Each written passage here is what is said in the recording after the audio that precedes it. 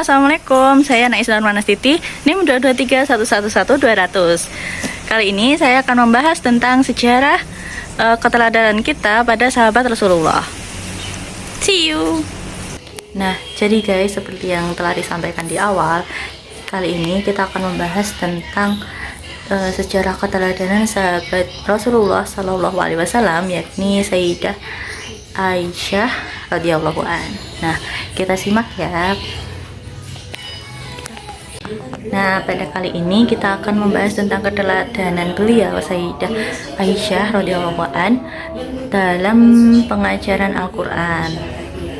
Oke, di era modern ini sudah banyak ya yang melaksanakan dan tidak mendiskriminasikan tentang peran perempuan dan peran laki-laki. Jadi semuanya bisa setara, bahkan dalam mengajarkan Al-Quran atau ajaran-ajaran Islam itu.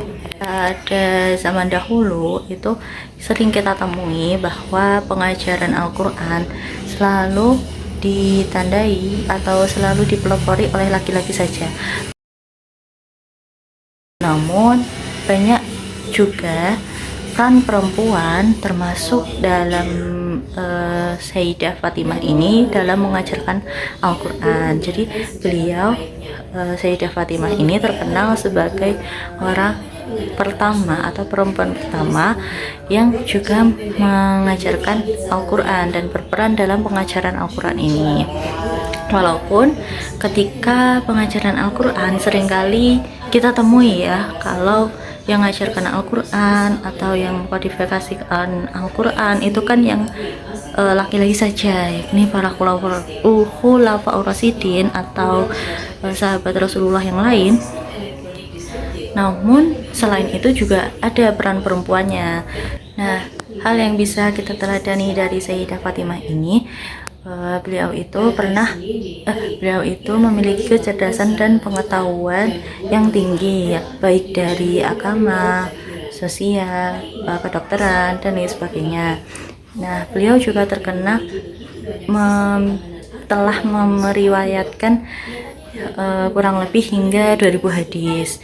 Nah, dengan kecerdasan dan peran beliau dalam mengajarkan Al-Quran atau menyebarkan ajaran Islam itu membuat dampak positif, salah satunya dengan adanya kesetaraan gender yang tidak hanya memfokuskan pada laki-laki saja. Jadi peran perempuan itu juga bisa dalam melakukan hal-hal yang mungkin telah dilakukan oleh laki-laki.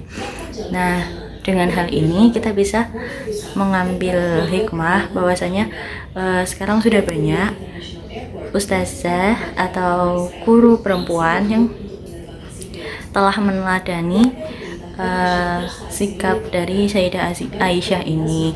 Namun perlu digarisbawahi, ketika kita ingin menjadi guru atau jadi ustazah, maka sebelumnya kita harus memiliki pengetahuan dan keahlian yang sama dari bidang itu. Jika kita memiliki keahlian dan bidang yang sama dari bidang tersebut, maka kita dapat dan nggak ada hal lain yang dapat menghalangi kita untuk terjun mengajar dan mengamalkan di dunia tersebut. Sejalan dengan salah satu hadis Rasulullah Shallallahu Alaihi Wasallam yang berbunyi, khairukum man ta'allamal Qur'ana wa 'allamahu. Sebaik-baik kalian adalah yang mempelajari Al-Quran dan mengajarkannya.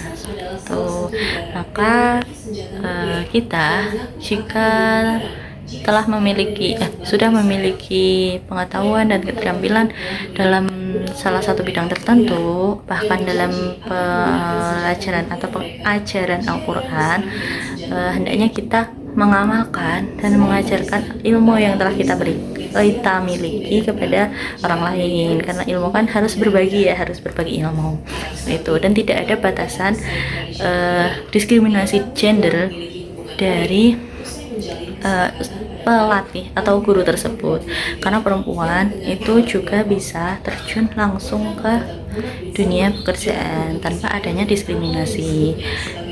salah satu tokoh yang bisa kita patut teladani, menjadi suri tauladan, yakni Sayyidah Aisyah radhiyallahu an. Mungkin itu dari penjelasan singkat saya kali ini. Kurang lebihnya mohon maaf. Wabillahi taufiq wal hidayah. Wassalamualaikum warahmatullahi wabarakatuh. Oh ya, termasuk dari video yang satu ini ya teman-teman, ini beberapa adalah contoh dari penerapan atau implementasi keteladanan dari sikap Sayyidah Aisyah radhiyallahu anha. Terima kasih. Wassalamualaikum warahmatullahi wabarakatuh. Bye.